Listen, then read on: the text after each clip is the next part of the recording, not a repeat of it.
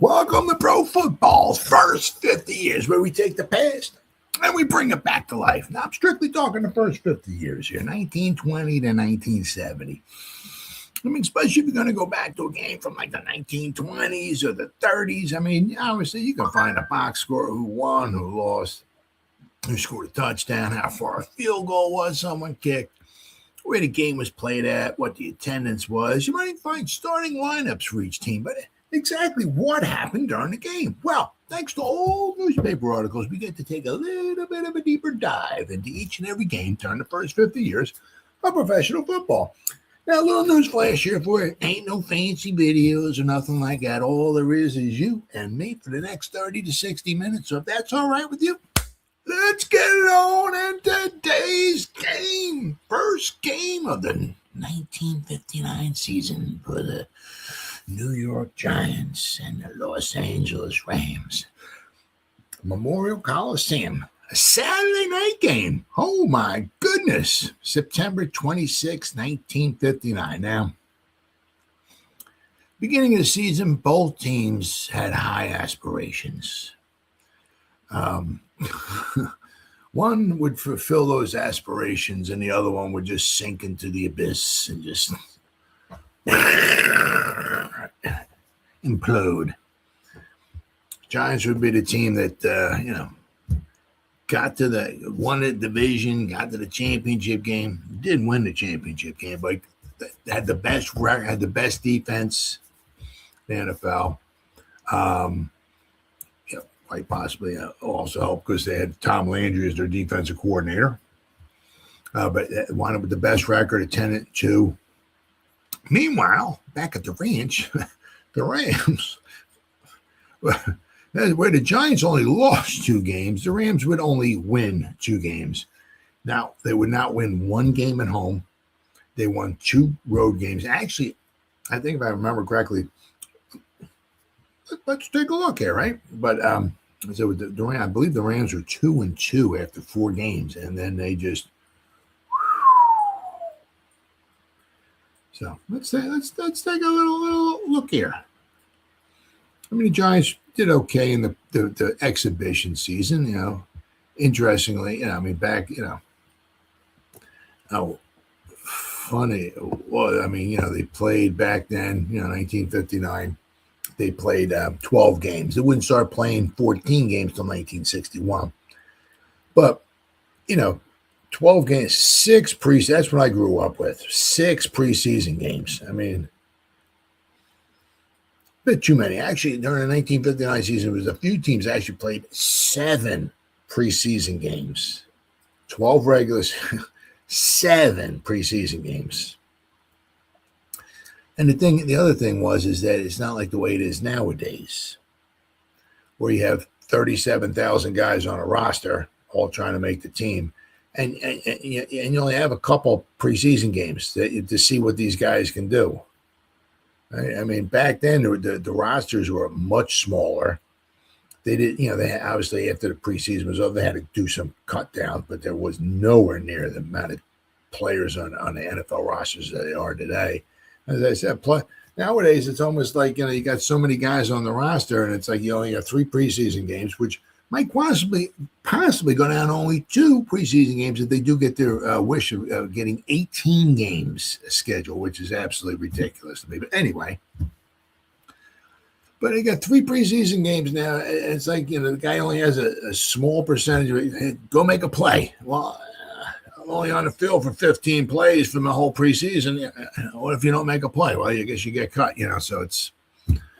But anyway, the Giants would at 10-2 had the preseason. I believe they were 3-3, right? 3-3.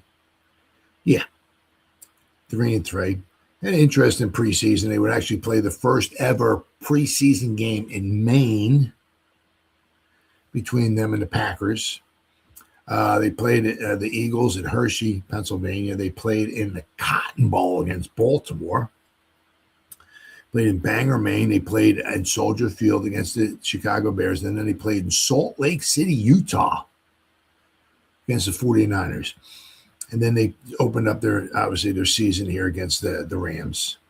Memorial Coliseum on a Saturday night in front of 71,000 fans, and it would get Giants. Once again, great season, finished 10-2, go to the championship game and lose 31-16 to the Colts. Giants actually had to lead 9-7 going into the championship, the fourth quarter of the championship. But once the fourth quarter rolled around, all heck broke loose for the New York Giants.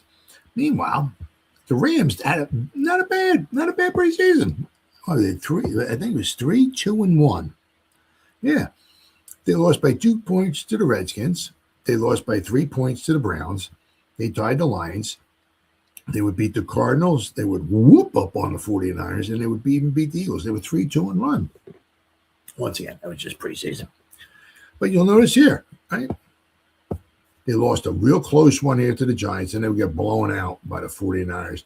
But then they would beat on the road. They would beat the Bears, who would finish at 8-4, and then they would blow out the Packers, who would finish at 7-5. Then they would lose every other game.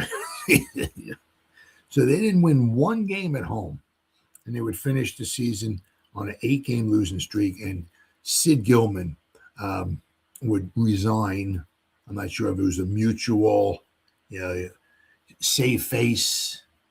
Why don't you resign? Because if you don't resign, we're going to let you go. I don't know. But he had a very successful career coaching the Los Angeles / San Diego Chargers, and he newly formed AFL. I mean, he had, I believe he was in coached the Chargers to first place, I think, 4 or 5 years. I mean, a very successful coaching career in the AFL. He was a phenomenal coach, but he was his 5-year run with the Rams.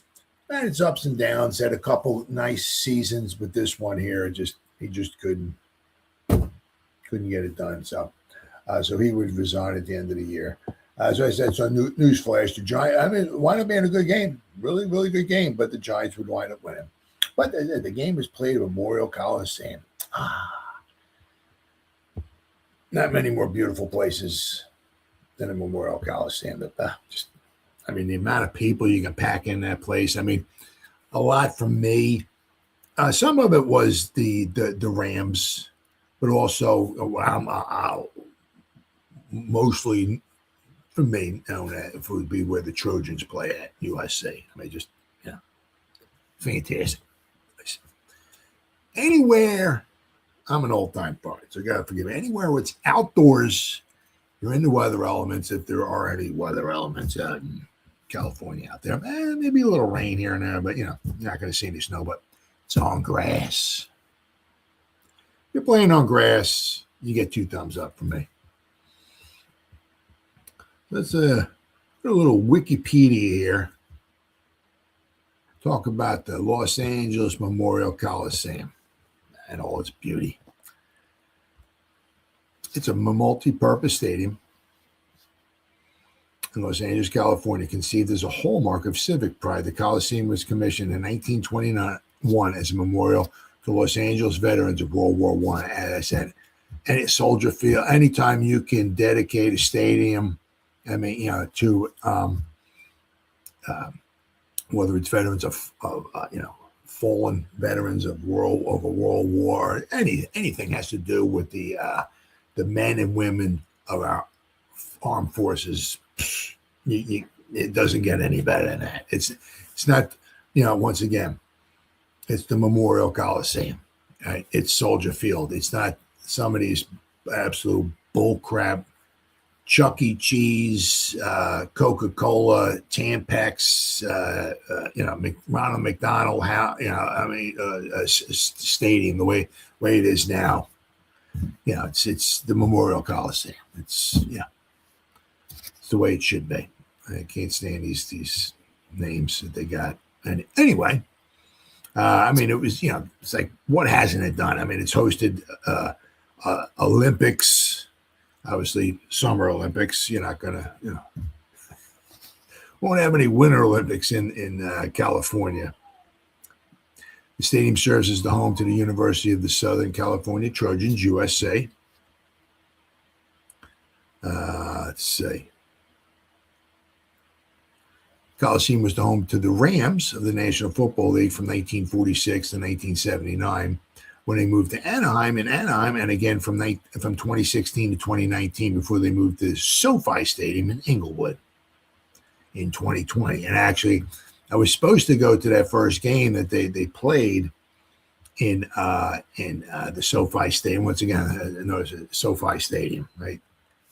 Come on, it's not. It doesn't have. It's not Memorial College. It's SoFi Stadium. It's right. But anyway, my son and I were supposed to go to the first ever game there, but because the Cowboys were playing the Rams, wound up being a really good game. But that was the year of COVID, and that's when fans were not allowed in the stands. So, but it's a beautiful facility. But I mean, to me, it's it's indoors. It's on artificial turf.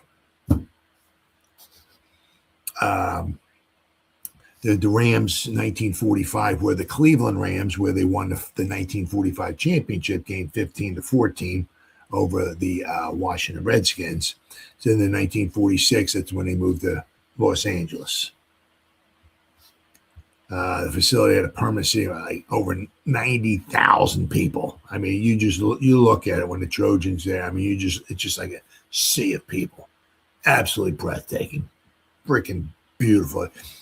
It's one of the things. It's for me anyway.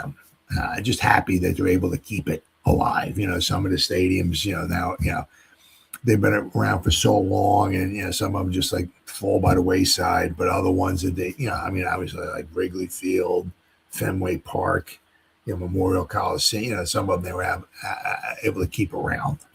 So it's fantastic. I said, but there's been so many, throughout its career. I mean, look at the picture over here, right? I mean, that's absolutely beautiful. Los Angeles Memorial Coliseum. We got the logo there, right? But I mean, that's the way it's been, right? And that's the way. It's not like Los Angeles, Tampax, Ronald McDonald House Memorial Coliseum, nothing like that. No. Los Angeles Memorial Coliseum. It's the way it should be. The Coliseum under construction in 1922. 1923, you see the bowl. It's dug into. It's into the ground. It's I believe it's below ground level. Let's see here. Groundbreaking ceremony took place on December 21st, 1921. Construction being completed in just over 16 months. The original Bowl's initial construction cost, not even $1 million. When it opened in 1923, it was the largest stadium in Los Angeles. Seating capacity of 75,000. The stadium was extended upward to 79 rows of seats. I mean, expanded seating capacity to over 100,000. I mean, absolutely crazy. It's gone through renovations throughout the years and all. But let's got some pictures here of the actually from the 1959 season. Actually, there's a couple pictures I think show like one from like the 1959 World Series, where the White Sox actually played the Dodgers, who had just previously moved out there before the Dodgers moved into their home now. But it'd be crazy, like the configuration playing a baseball game in the Coliseum. I mean, right here, this is the Los Angeles Coliseum during the 1959 World Series. Games 1, 2, and Game 6. If it went to 7, would have been 6 and 7 would have been in Chicago. 1, 2, 6, and 7 would have been in Chicago. 1, 2, 3, 4, 5. 1, 2, Chicago. 3, 4, 5 was in Los Angeles in Game 6, where the Dodgers wound up winning. I just read it was 9-3. They won, so they won 4-2. But this is you can see. I mean, Coliseum. 1959 World Series. Sandy Koufax lost. The hell game was it? Game 5, I think it was. He lost 1-0. So he was in there. He did a good job of pitching, but they couldn't score a run for him. But here we go. There's another picture right here. I mean, look at this. I mean, just is this this? I'm not sure. This certainly could be the World Series. I don't know, but I mean, look how short this is right here. But then you just see how far it goes out here. I mean, just absolutely crazy. Is there another picture here? Let's see here. I mean, because there's a fence here, right? It doesn't go all the way out here. There's a fence here. But you see how short it is here and how short it is here. But then it just starts going out. I mean, so if you can pull it straight down the line, I mean, a lot of home runs go out there, I'm sure. But you can see, I mean, out here, how far it is out here. I mean, my goodness, that's a heck of a shot. But you can just, how many people, I mean, this place holds. I mean, it's absolutely crazy. Let's see what we got here. Got during the game 5. This is game 5 of the World Series right here. You just see how many, 92,000 fans showed up. I mean, this is beautiful here. Right? I mean, I don't know if you can zoom in on the scoreboard. And maybe you'd be able to see, but I mean, look at that. I mean, that's absolutely beautiful. Absolutely beautiful. What do we got here? Got a pretty cool. What do we got here? The Rams and the Cleveland Browns. This was 1959. No, my bad. This is a metal tin sign. Looks like an official program, but it's actually a sign. I got another one here. Is this 1959? 1959. Where's the Bears? Rams versus the Bears.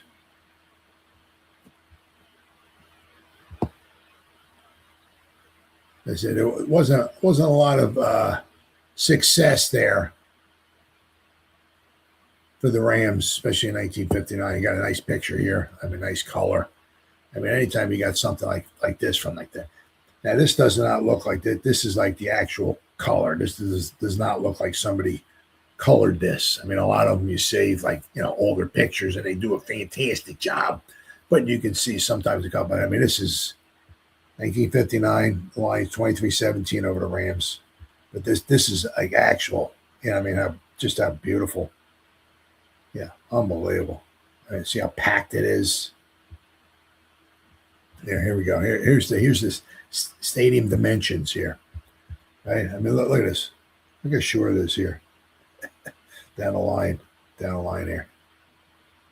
Crazy. See if I can get back to that other one. Nope. We're gonna try this again here. See if there's any more pictures here. Look at his face mask here. Les Richter. Look at that face mask. He was walking off the field. Like, I don't know if he hurt himself. He's holding his arm there or something. A bunch of pictures of him. If there's any more. They also say, I guess, right? I guess it wasn't all fame and glory here, right? I mean, you got the Rams here. I'm not sure who they're playing here. But, yeah. Got some, looks like some empty seats back here. So, but I mean, a lot of, they did have a lot of success there. This obviously has to be from the 50s. This is not from the 60s. So, I mean, in 1945, they won the championship. And in 46, they moved out to Los Angeles. Well, in 49, they went back to the they hosted the championship. They lost 14-0 to the Eagles. Then they went on the road in 1950 and they played the Cleveland Browns in a very exciting championship. The Rams lost 30-28. Some people say Lou Gross's field goal right at the end there was a little wide, but I don't know. Maybe home cooking gave them the field goal, made the field goal Who knows? But anyway, they lost the 1950 championship. They would go back in 1951 and host the 51 championship, and they would beat the Browns. Then they would host the 55 championship, and they would lose that one. So, I mean, from 46 to 55, they won 5 championships. 46, right? 49, 50, 51, and 55. So, in those 10 years, 46 to 55, they went to 5 championship games. So, I mean, they were, and I said, in the late 50s, they had a couple winning seasons, but this one here was just. And then in the early 60s, they were not very good either. It wasn't until George Allen took over in 1966. He was there from 66 to 70. He really got whipped up, and he made them a very, very good team. But it's just an absolutely beautiful place to play football. Let's see here.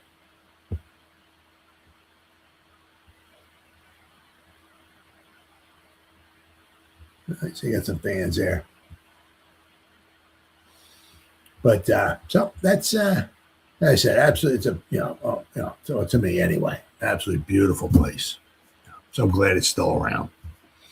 All right, let's start talking about a little bit of what's the word on the street about this game here.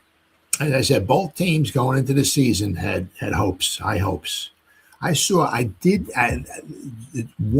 think it's one of the articles I kept that I'm going to read, but one of the articles had showed like somebody made predictions, and somebody predicted the Rams to come in first place. I think with a record of like 9-3, and then the Colts had predicted them to be 8-4, and I mean, so I mean, it was not out of the realm of possibility for the Rams that have a good season. It just sometimes it's just one of those things, especially once you start losing, and they lost 8 games in a row. I mean, you start losing, it's just. Especially back then with a 12-game schedule, you get up around like 5 losses, just forget about it. There's no way you're not making a championship game, So, I mean, once they got to be like 2-5 and there was like 5 games left to go in the season, they knew, I mean, they were playing for pride, right? They were playing for the love of the game and all, but that any championship aspirations they had went down the toilet. So let's go to the Los Angeles Mirror. September 26, 1959. Let's see what they got to say.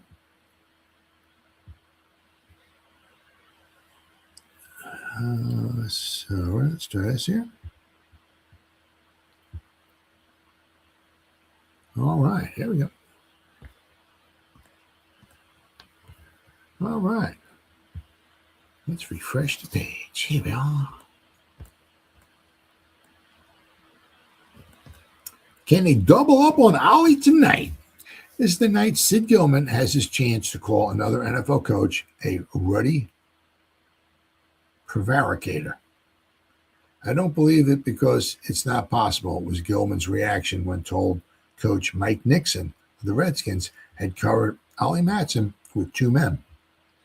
Jim Lee Howell of the Giants says he always has covered Matson with a linebacker and cornerman, plus the safety man on the side of the play, also keeping a wary eye out toward the meanderings of Matson.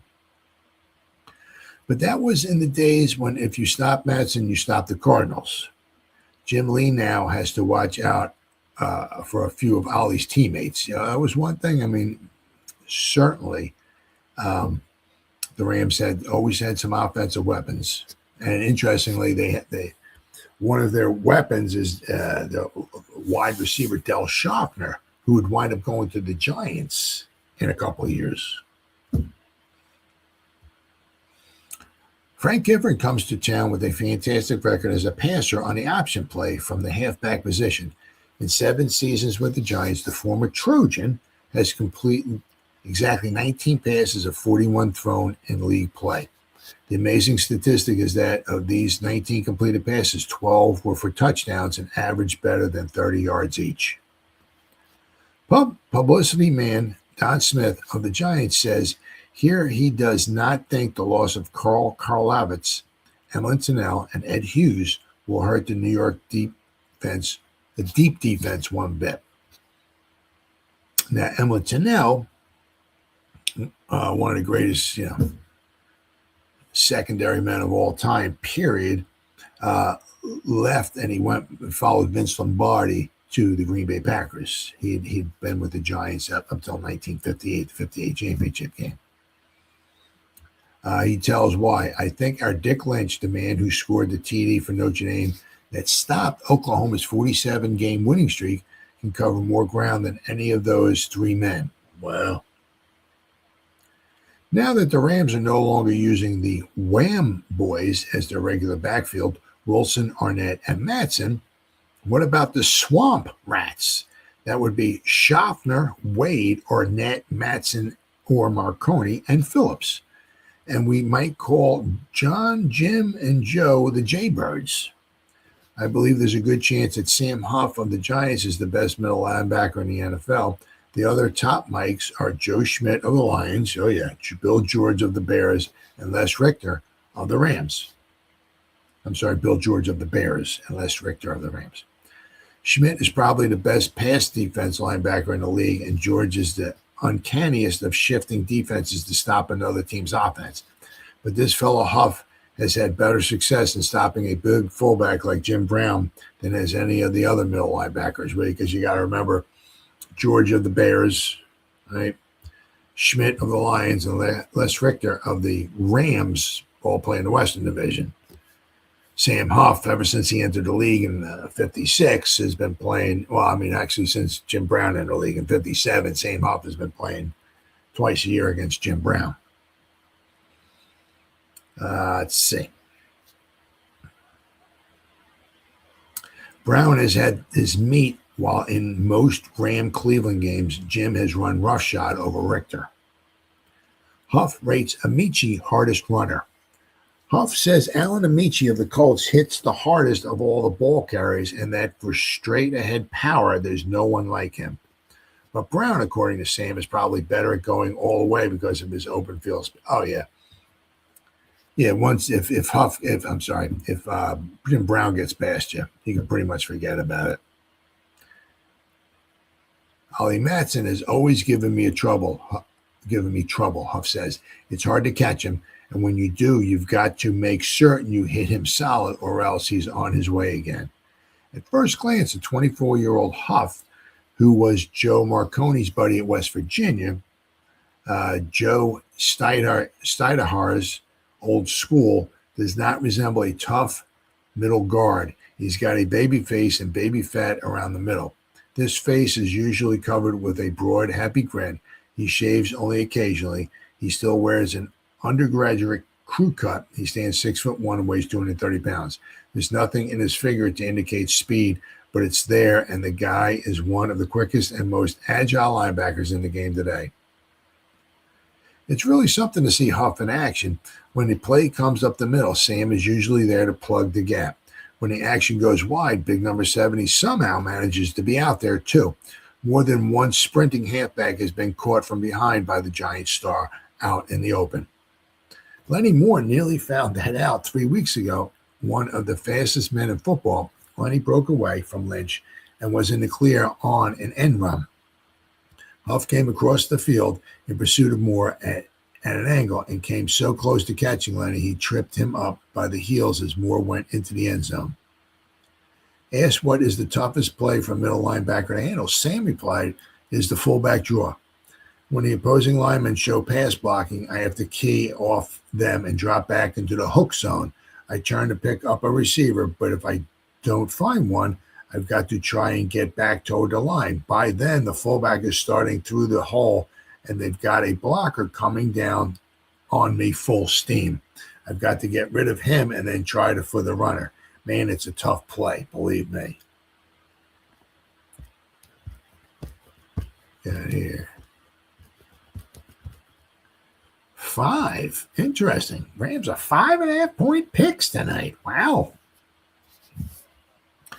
Sid Gilman lays the 1959 Model T Los Angeles Rams varsity on the line tonight in the opening game of the official league season. They count this one in the standings, and the odds favor the Rams over the Giants by 5.5 points. Kickoff is at 8:15. So now it's 8:15. As we're talking, it's not a Sunday afternoon game where it's 1 o'clock or whatever in Los Angeles and it's 4 o'clock out in New York. It's 8:15 Los Angeles means it's 11:15 in New York. I'm going to show you two articles from two different newspapers from New York. One has the final score, and the other one has the Rams leading, and that's where they ended it because they had to get the paper out to print. They didn't have the final score. This is the second year in a row the Rams have opened against the team that won the Eastern Division title the year before. 1958, the Rams opened up against the Cleveland Browns, and in a sensational game had their victory within their grasp until the final few seconds of play. Basically, this is a contest of Ram offense versus Giant defense. Los Angeles has the rapid transit scoring potential for when the Rams score, they usually do so in a hurry. New York may be the best overall defensive club in the league, but does not appear to have the aerial game of the Rams, or for that matter, the ground game either. This is Ollie Matson's first league game as a Ram, and the Giants know from past experience that Matson is a force to be reckoned with. Add to Matson the running ability of John Arnett, Tom Wilson, and Joe Marconi, plus the passing of Bill Wade. To all of these men, as well as the ends of Del Schaffner, Jim Phillips, and Leon Clark, and coach Jim Lee Howe is presented with a real defensive problem. The Rams have one of their own in trying to handle linebacker Sam Huff and a powerful defensive line made up of Jim Ketcavage, Andy Robustelli, Roosevelt Greer, and Dick Modzelewski. Gilman believes his new lineup with John Lovatier and Lou Michaels at defensive tackles, Lamar Lundy and Gene Brito at the ends, and Tom Frankhauser in the place of Jack Morris at left corner will prove adequate in stopping Frank Gifford, Alex Webster, Mel Triplett, and Charlie Connolly's passes. To Kyle wrote, Bob Schnelker, Webster, and Gifford. Of great interest to the fans will be the contest among Gifford, Matson, Arnett, Tom Wilson, and Joe Marconi to see who emerges as the best running back of the lot. Gifford, who was voted most valuable player in the 1959 Pro Bowl game, is commonly believed to be the best left halfback in the league. Arnett is in particular is out to prove it ain't so. Last year, Arnett was voted the all-pro left halfback, and Gifford wasn't. Ooh. All right. Let's see. We're going to go to the September 26, 1959 edition of the Valley Times.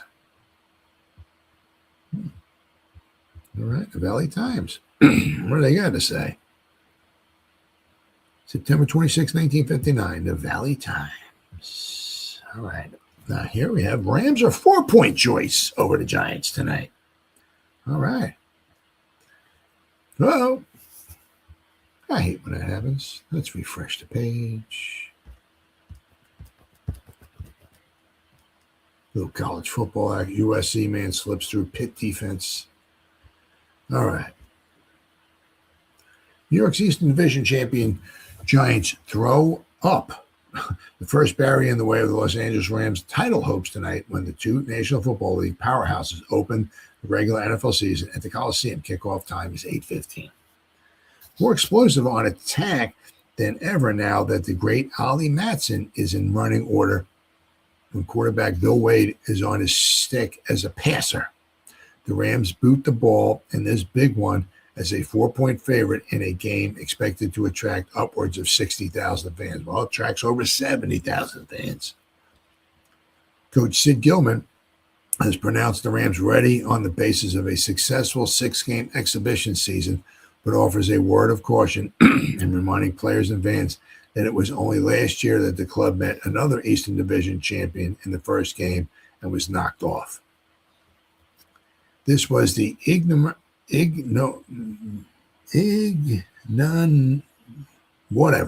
defeat suffered at the hands of the Cleveland Browns, who set the Rams off on the wrong track, 30-27. A somewhat similar problem is offered tonight as the Giant defense, rated just about the toughest in football, should be a rugged one for the Rams to surmount. A defeat against the Eastern champion can be costly, since the Rams then have to to more than hold their own in their own division, and it's a very tough division. The exhibition shakedown cruise concluded. Gilman indicated he would go the route of explosive attack when he nominated a starting backfield of Wade at quarterback, John Arnett at left halfback, Jim Phillips at right halfback or flanking halfback, and Matson at fullback. He also decided to start the 266-pound John Lovatier, a player with no college experience, at a defensive tackle. This indicates he is well satisfied with his defensive unit except for the one change. The Giants, meanwhile, were reported in good condition, and this means that such cripples as Mel Triplett, Alex Webster, and Sam Huff will be ready for full action. Now, Sam Huff suffered a concussion the week before. It was only 7 days before when he suffered a concussion out in Salt Lake City, Utah, at Ute Stadium against the 49ers. So, it's one of those things. A lot of times, nowadays, you get a concussion and you're checked out. You got to go through the protocol. Very rare do you get a concussion the week before and the next week you're playing football. A lot of times you miss like one game. Back then. Sam, how many fingers I got up? 4. Okay, you're good to go. Go back in the game, buddy. You don't have a concussion anymore. Giant coach Jim Leal has announced that he will employ 2 quarterbacks, George Shaw and Chuck Connolly, and that he may use them in that order. Well, usually what winds up happening was Connolly, he would stay on the sideline a lot of times, maybe almost like the first quarter. He would know what plays are being called. He could see it, and all. So he knows what plays, but he would see how the defense reacts. So the Giants, a lot of times, Connolly's not going out there for 4 full quarters. He might start the second quarter. So he sees, get a couple. Sometimes the Giants get the ball for a couple possessions. He sees how the defense plays things and reacts and all that, and then he goes out on the field. Giants have a journeyman passer in the veteran Connolly, and he will journeyman passer. To me, a journeyman passer is somebody who's been all over the league. That's not been Charlie Connolly. He's been with the Giants for a while. So I don't know what they mean by that. And he will have one of the great all-around backs of football in the old familiar position of left half on offense.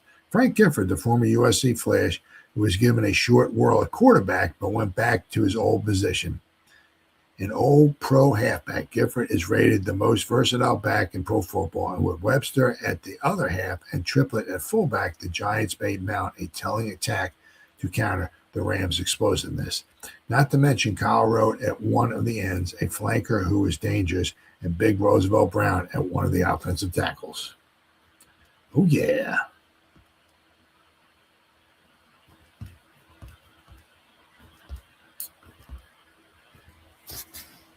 Official football steps into the put-up or shut-up stage tonight and tomorrow in 6 National Football League cities, and it starts probably the greatest guessing game in years. The conjecture concerns the winners of the 2 divisions, and there seems to no great unanimity of opinion, although the world champion Baltimore Colts in the Western and the Cleveland Browns in the Eastern Division are favored. Up to now, there has been quite a divergence of opinion. Some like the Chicago Bears or the Los Angeles Rams instead of the Colts in the Western Division, and there are strong votes for the Giants tonight, the Rams opponents, and the Chicago Cardinals. Well, that one's way off, buddy. Let me tell you that much. The oddity of the situation here is that the Colts should not be almost unanimous choices as world champions, since we view Bank as perhaps the best balanced club in the division, and that the Browns should be rated over the Giants in the Eastern. The latter is easier to explain, though, for the reason that Paul Brown at Cleveland is a perennial builder of powerhouses and the toughest man in football to beat. A survey of the overall picture indicates that there will be considerable improvement in some quarters and general betterment top to bottom with the Philadelphia Eagles, the Cardinals, and the Packers. The Packers, who much improved over the last season, and there were some 1958 doormats for the others in these 3. The Packers were certainly doormats. That's for darn sure. All right. The Rams look mighty promising and should, although they trade off enough talent to considerably improve the Cardinals. So do the Colts as defending champions, now rid of the experimental period and a record of being knocked off a couple of times in the exhibition games. From now on, it is for keeps, and the Colts will have their Sunday punch ready at all times. All right, so let's go now to the Standard Star, the September 26th edition of the Standard Star. All right, where we at our share screen? Standard Star. There we go. September 26, 1959. All right, refresh. There we go. Football Giants take aim at Matson and the Rams tonight. The Rams traded 9 players to get Ollie Matson to the Cardinals. 9 players. Ollie Matson, the Los Angeles Rams' 9-man gang, goes on display tonight against one of the most respected defenses in pro football when the Giants invade Memorial Coliseum. The game between the defending Rams is one of 2 nationally televised Saturday openers on a full weekend of games kicking off the National Football League's 40th season. The Browns are at Pittsburgh Saturday night in a meeting matching the Giants' most feared foes in the East. A crowd of 58,000 is expected at the Coliseum and 30,000 limited by the steel strike at Forbes Field to see the hometown Steelers. CBS will televise the Rams-Giants at 11:15 p.m. So,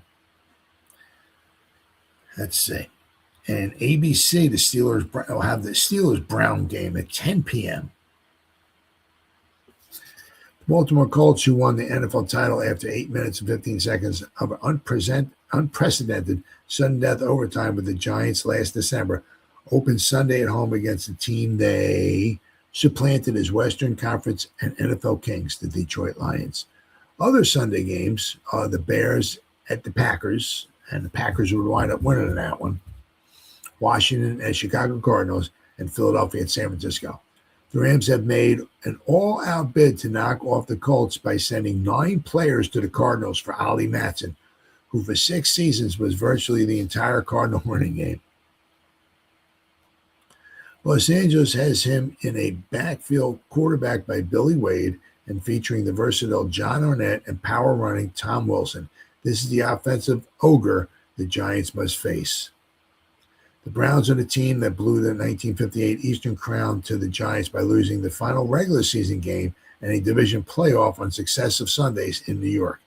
And the Steelers are the team that lost only 1 game after quarterback Bobby Lane joined them for the last 8 contests. Both figure they can take the Giants this time.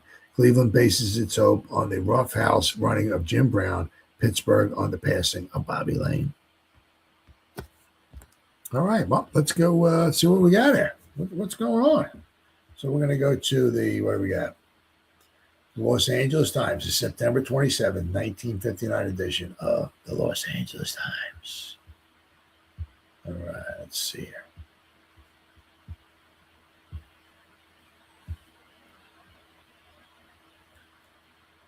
Okay, here we go.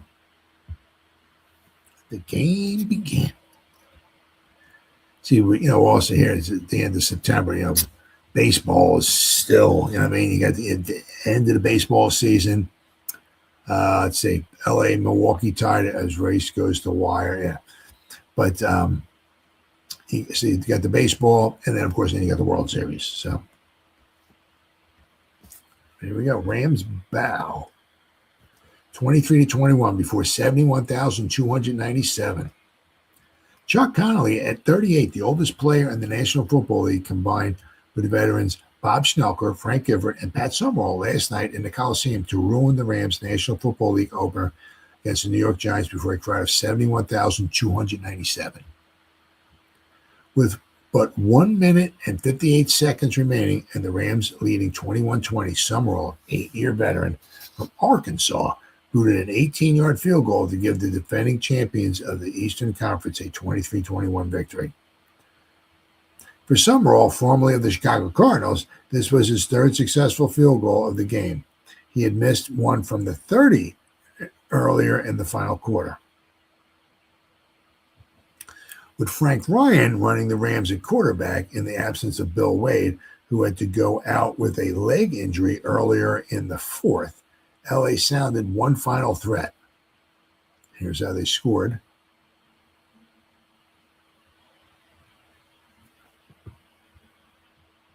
The Giants were up 10-0.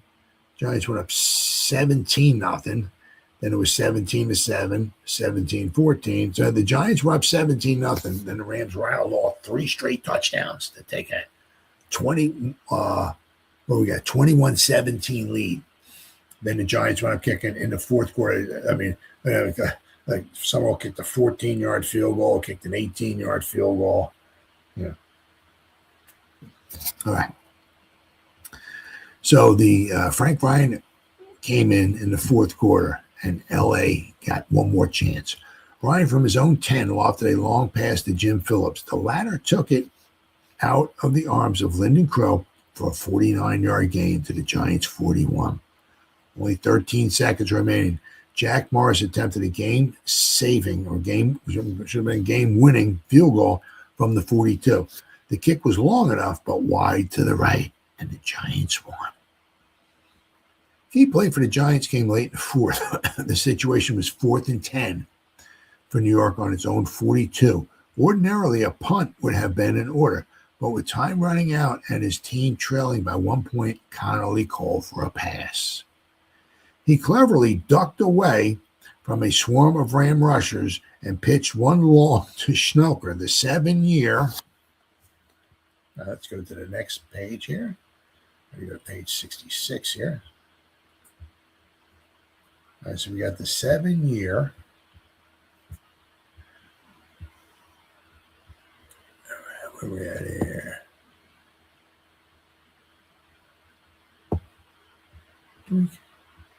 All right. Here we are.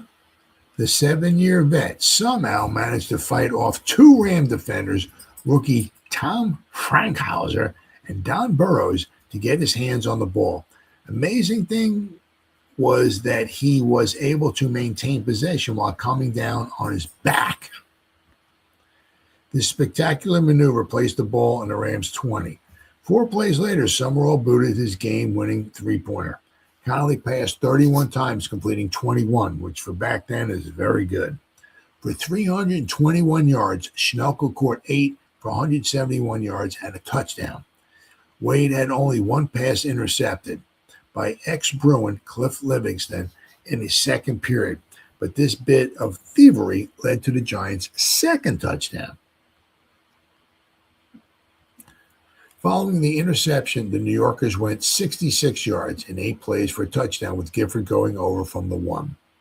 Giants lost the ball once on a fumble, and this miscue wound up in a second period touchdown for the Rams. Mel Triplett dropped the ball when hit by rookie tackle John Lovatier. Les Richter recovered for LA on the Giants' 35. 6 plays later, the Rams had their second TD when Joe Marconi grabbed an 8-yard pass from Wade in the end zone. Ollie Matson's fumble on the Giants' 11 in the second period spoiled what might have been a Rams TD.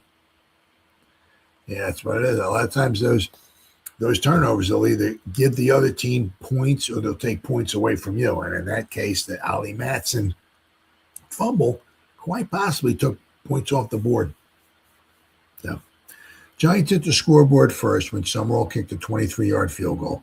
New York made the count 10-0 on Schnelker's reception of a 66-yard pass from Connolly in the second period. Minutes later, New York boosted its margin to 17-0 on Giffords' 1-yard smash at center. The Rams finally caught the scoring bug with less than a minute of the half remaining when Matson cracked 2 yards through the line after Wade had completed a 54-yard pass to Del Schaffner. Los Angeles did all the scoring in the third stanza. First, it was Marconi on an 8-yard pass from Wade. Then came Schaffner on a 43-yard pass from Billy. By these TDs, the Rams took the lead for the first Going up. Oh, first time leading 21-17 going into the final period. Neither team could generate another touchdown, but Summerall managed to kick a pair of field goals. Offensive guard Buck Lansford was banished from the struggle in the first round, and a giant back triplet was given the boot in the fourth. Wow. So there are the starting lineups. And see right here, we got some good stats, nice stats here, right? The Rams certainly outgained the Giants on the ground, but you'll see here, the Rams had a nice side, 132 yards rushing, 250 yards passing. That's good. The Giants, had a little over 100 yards, but they had 321 yards passing. They had 407 total yards. Meanwhile, the Rams had 358. Rams had more first downs, 20. The Giants only had 17. Giants had 70 scrimmage plays. The Rams only had 5. Ball lost on fumbles. Each team apparently lost a fumble. Yards lost on penalties. There's only 8 penalties accepted in the game. I'm just noticing, like back then, there were not a lot of penalties called, unlike today. Sometimes it's just really unwatchable. Really, really unwatchable. The amount of penalties they just call. It's like every play there's another penalty being called. It's ridiculous sometimes. So you'll see here, none of the team really, King had, led the team with 38 rushing yards, but Gifford only had 30. So it was, average, look, 2.77 yards for the Giants. Meanwhile, the Rams had 4.43 yards rushing per attempt. Pretty good against a good, stout Giant defense. But Connolly, was able to make up, basically completing 2/3 of his passes, which is phenomenal. But this ain't too shabby either. 15 out of 23. It's not too bad either. What do we got here? Gifford caught 7 passes. So Gifford didn't do too much in the running game, but he caught 7 passes for 82 yards. Schnelker had 8 receptions. Morrison, the rookie running back, had 4. Kyle Road had 2. Rams had a bunch of guys catch passes, but nobody caught. Schaffner, nobody caught more than 5, but Schaffner 5 for 130 yards though. All right, there wasn't any pictures I could see. All right, so let's go to the Independent. September 27, 1959 edition of the Independent. All right. Got a couple articles from them. What do we got here? All right, the Independent. Here we go. September 27, 1959. The Independent newspaper. All right, here we go. All right, here we are. Oh, we got Lamar Lundy back here, right? Frank Gifford there. New York's Frank Gifford picks up 8 yards after taking a pass from Chuck Connolly. Lamar Lundy pursues. Now, interestingly, obviously with the Rams, they got their fearsome foursome. That didn't come around until like 1963. Interestingly, though, one of the fearsome foursome was Rosie Greer, who was on the Giants for this game. So there were 2 fearsome foursome guys in this game, but only one was on the Rams, which is Lamar Lundy. Deacon Jones and Merlin Olsen didn't get drafted to the early 60s. And then after the 62 season, the Giants traded Rosie Greer to the Rams. So for the 63 season. So from 63 to 66, that's where you had the fearsome foursome of Olsen, Greer, Lamar Lundy, and Deacon Jones. Giants nip Rams 23-21. Last-ditch effort dies. All right, what we got here? Well, let's read this first here. We really goofed up on that play, cries Gilman. How that guy ran by us, I'll never know. We blew the game on that one play.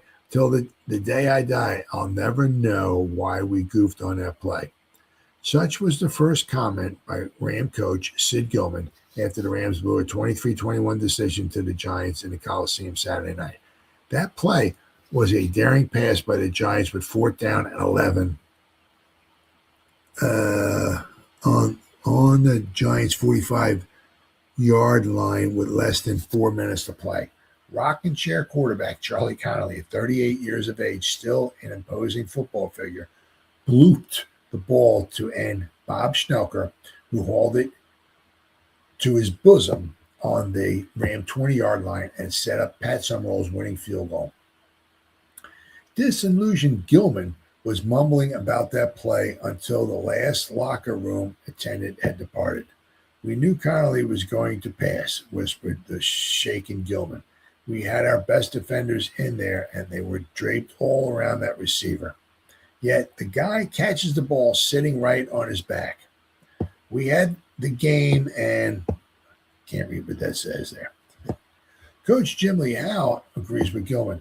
"That was the big play," said the happy Giant boss. "I told Chuck to go for the first down, but he called the play himself. It was a beautiful job all around because Connolly was rushed bad and Schnelker had Rams wrapped all around him." Connolly said he and Schnelker had worked such a 4th down pass play many times before.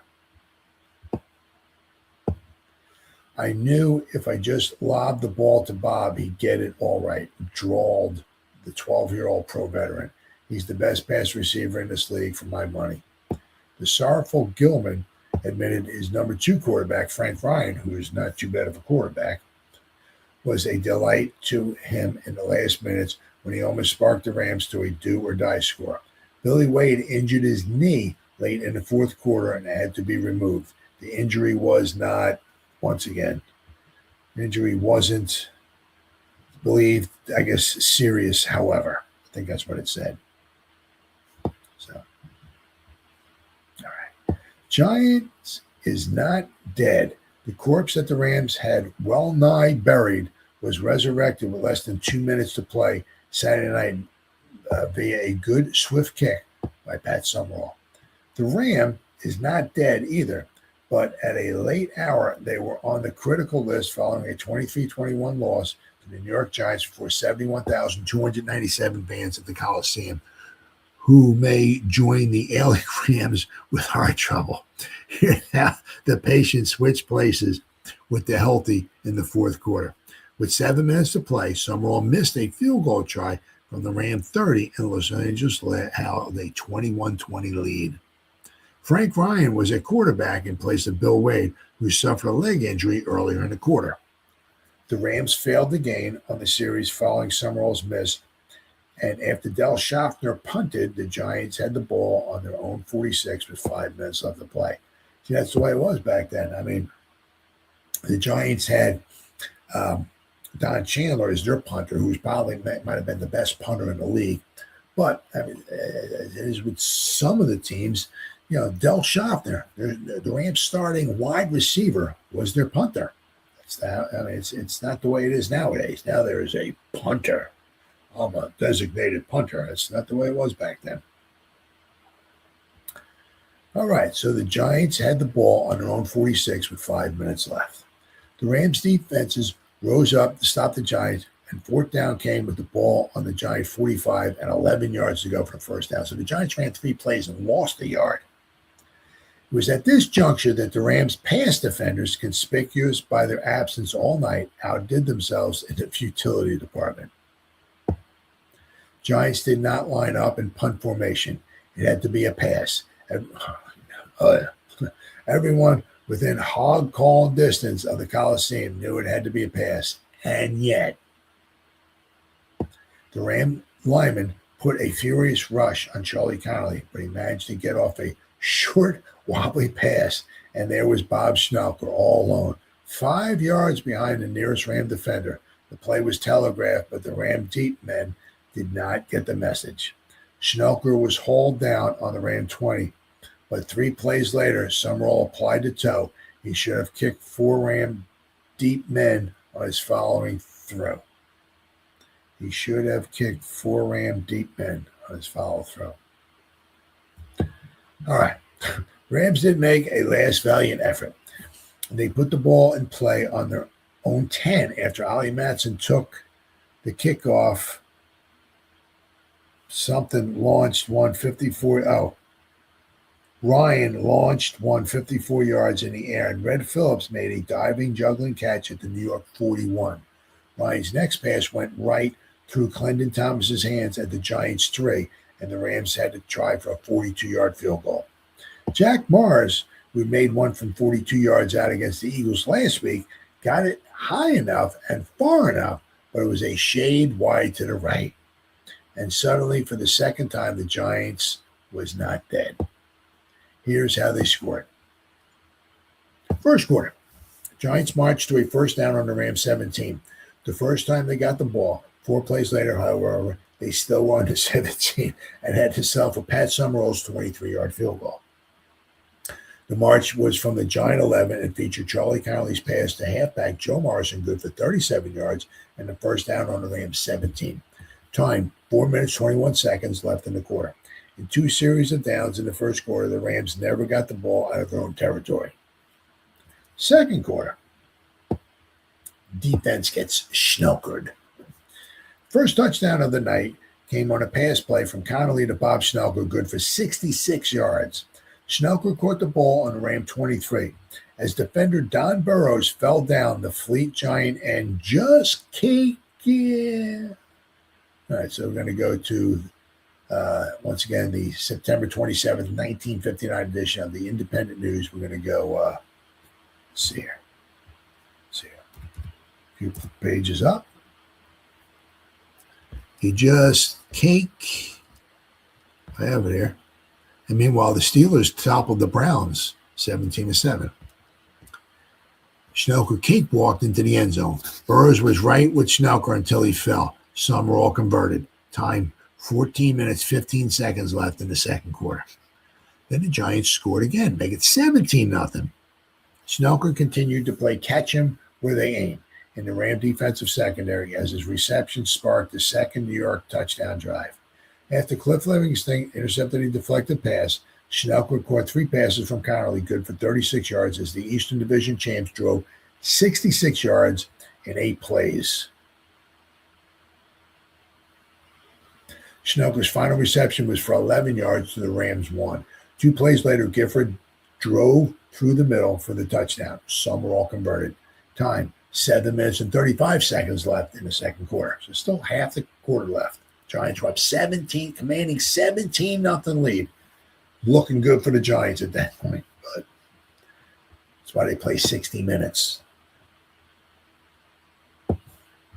However, with less than 2 minutes left in the second quarter, the rapid transit finally came unwound. Wade threw one for 60 yards in the air to Schaffner, who caught the ball on a Giant 8 and was forced out of bounds immediately. The play was good for 54 yards from scrimmage. Schaffner was covered closely by Jim Patton, but stole the ball right out of the defender's hands. Wade then hit Clendon Thomas for 6 before sending Matson 2 yards off tackle for the touchdown. Morris converted. Time, 55 seconds were left in the second quarter, and it was 17-7 in favor of the Giants going into halftime.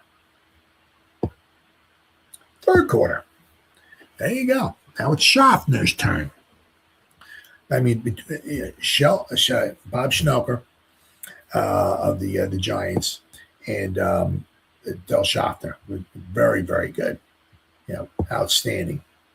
I mean, Schnelker was the guy for the Giants like in the 50s, but then Schaffner came around. And to me, Del Schaffner is certainly, without question, borderline Hall of Fame material. And you can make an argument that Del Schaffner should be in the Hall of Fame. But anyway, the Rams lost little time in closing the gap after Les Richter recovered Mel Triplett's fumble on the Giants' 35. On the 6th play following the fumble, Wade passed 8 yards up the middle to Joe Marconi in the end zone. Key plays in the drive were John Arnett's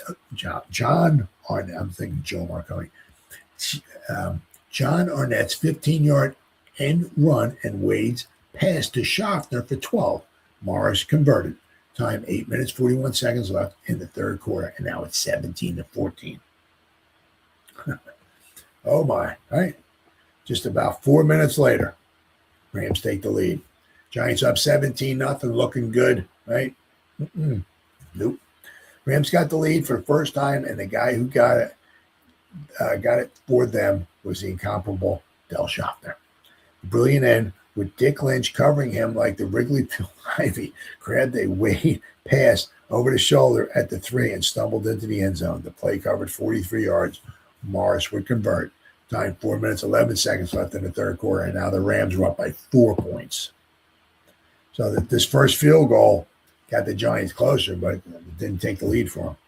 So the fourth quarter, kick in hindquarters, literally, right?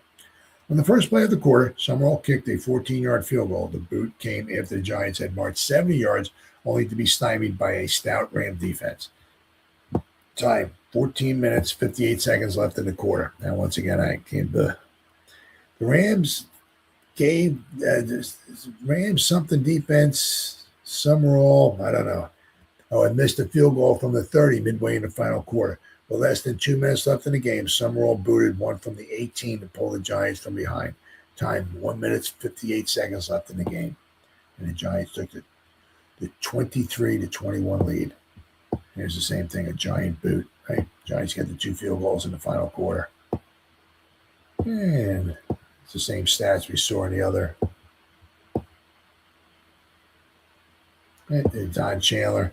See, Don Chandler was pretty much now he did have positions that he could play on offense, but he was like a backup.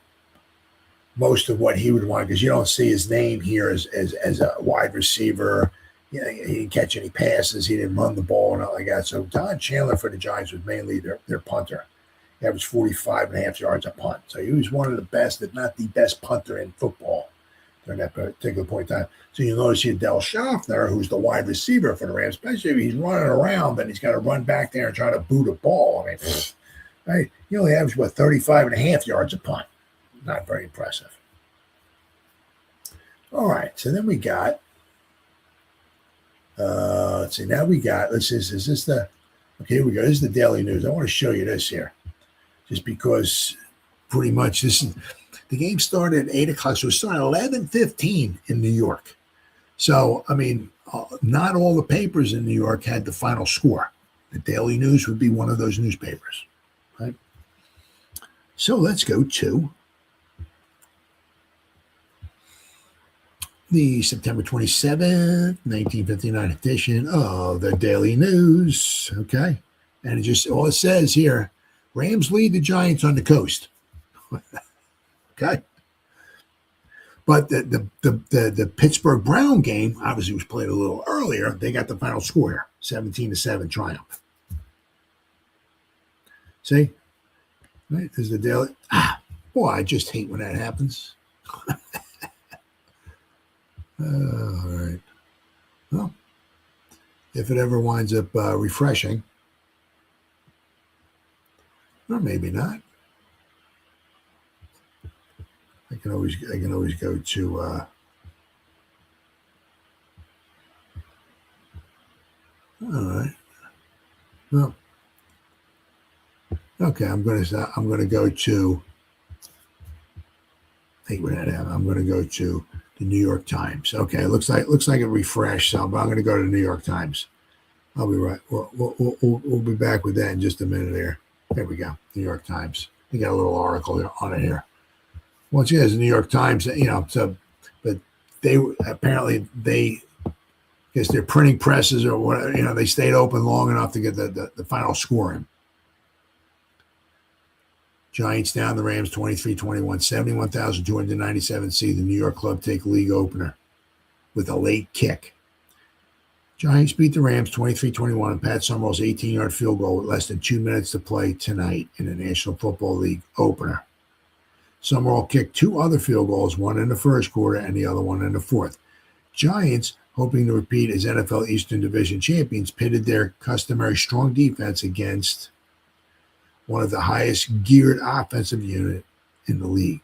Jim Lee Owl's New Yorkers were minus the services of Alex Webster, their regular right halfback. Webster suffered severe rib bruises in the final exhibition game against the 49ers. Opening the first period, Summerall kicked 55 yards to Ollie Matson to return 19 to the Rams' 24-yard line. The Rams moved 25 yards in 7 plays, chalking up 2 first downs, mainly on Matson's plunges. Then Bill Wade did a long pass, was thrown for a loss by Jim Caccavage. The Rams were forced to punt. Giants took the ball on their own 16, drove for 3 first downs. A 37-yard pass from Connolly to Morrison was the big gainer. The Rams stiffened on their 14 and threw Connolly for a 3-yard loss.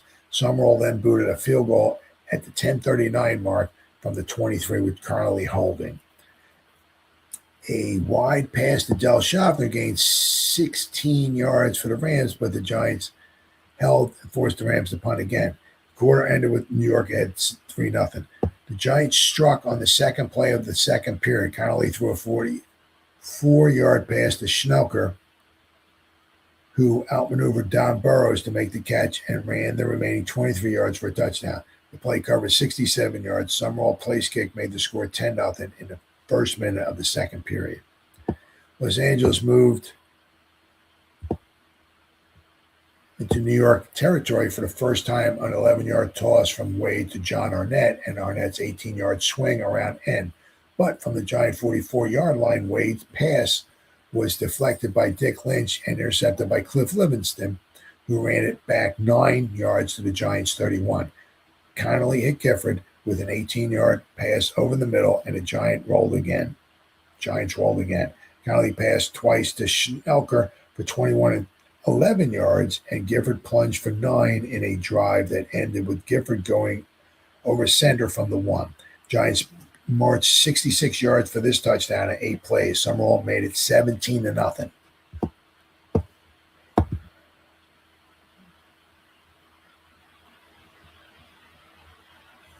With Wade contributing sharp passes for 20, 12, and 11 yards, the Rams drove 65 yards deep into Giant terrain. But Matson fumbled on the Giant 11 when tackled by Sam Huff. Roosevelt Greer recovered for the Giants to kill the threat. Giants punted, and Wade electrified the crowd with a 54-yard heave to Schaffner to the Ram, who should be to the Giant 8. 2 plays later, Matson plunged over from the 2. Jack Morris converted, making its score 17-7. The quarter ended less than a minute later. Los Angeles turned a fumble by Mel Triplett into 7 points early in the third quarter. Les Rector recovered on the Giant 35-yard line. From there, the Rams scored in 6 plays. A Wade pass to Joe Marconi covered the final 8 yards. Morris converted, making the score 17-14 at the 6:19 mark of the period. Rams took the lead for the first time at 10:49 of the quarter. Schaffner out-wrestled Lynch for a 40-yard pass from the Wade on the Giant 3 and ran over for a touchdown. Morris' place kick was good, and the Rams were ahead 21-17. Giants roared back after George Scott returned the kickoff 23 yards from the goal line. Gifford made 13 around end. Connolly passed to Schnelker for 11 and then hit Gifford for 30. After another Connolly to Gifford pass, then an 8 and a first down on the Ram 14. Connolly hit Gifford again to take it to the 7. When the Rams held, the Giants settled for 3 points. Summerall kicked the field goal from a slight angle at the Ram 13. The Rams still led 21-20. Triplett was ejected from the game after an altercation with Burrows. Then Summerall's field goal came at 13-10 of the final quarter. All right, so let me go back here one more time. Try this again. Show you the daily news here. All right, let's try this one more time here. All right, here we go. See, the Rams lead, Giants at the coast. Rams opened the National Football League tonight against the Giants, defending champions of the Eastern Division. There were all about 60,000 fans. Maybe at the kickoff, but there were another 11,000 showed up after kickoff then. But the Rams led 21-20 with 12 minutes left to play in the game. So I can do this without screwing up. All right, so the Rams are leading 21-20 with 12 minutes left to go in the game. So basically right around 12 minutes, whatever time that was. That was 1 o'clock in the morning, whatever it was. The daily news, that's it. Got to get everything on print. Got to get it all sent out. So that was it. So New York, after stopping the Rams' first offensive move, scored 3 points on a 23-yard field goal by Summerall. Quarterback Charlie Connor led the Giants 84 yards in 10 plays, included passes to Morrison and to Kyle Rote. Fullback Ollie Matson was the main ground gainer for the Rams, but the New York defense bottled up the Ram running game throughout the quarter. New York scored two touchdowns in the second quarter. A 66-yard pass from Connolly to Bob Snelker and a 1-yard plunge by Frank Gifford. The Rams scored their first touchdown on a 1-yard plunge by Matson after Billy Wade set up with a sensational 54-yard pass to Del Schaffner, put the ball on the 8. Second Giant touchdown followed a pass interception by Cliff Livingston, which stopped a Rams scoring threat. Connolly passed for 53 yards and 3 throws in the march downfield.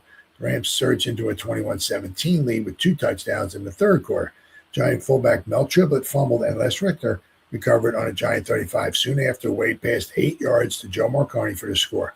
Late in the quarter, Wade passed 43 yards to Schaffner, who caught the ball with Dick Lynch on his back for a touchdown. Jack Morris kicked his third conversion. So I said, when they, right here, it was 21-20 with 12 minutes left to go in the game. So it's but that's the way it was back then. I mean, the game started so late. I mean, this would be the only Saturday game of the entire season for the New York Giants. This would be the first of 2 Saturday games for the Rams. The Rams would actually play the final game of the season against the Baltimore Colts on a Saturday as well. But as I said, Giants would prevail. They certainly could have lost this game, that's for sure. But basically, after this season was over with, it was just 2 teams going in totally different directions. I mean, they said the Giants were still good. 60, 1961, 62, 63. After 63, the Giants were plummeted to the abyss from 64 to 80. I'm a Giant fan, so I don't even want to talk about it. But the Rams, I mean, the Rams really wouldn't be good again until George Allen took over in the 1966 season. And from 66 to 70, he had the Rams battling for the division title and going to the playoffs almost every year. So, I mean, and of course, then in the 70s, the Rams, were off and running, winning division titles darn near almost every year. So, but as the first game of the season, New York Giants were prevailed 23-21, and they were off and running to a 10-2 mark. The Rams would lose a tough one, and they were all on their way to a 2-10 mark. Ugh, not good. So that's the way it was on this date, September 26th, 1959, as the New York Giants would take on the Los Angeles Rams in the Memorial Coliseum in pro football first 50 years. Thanks for watching. I'll see you next time.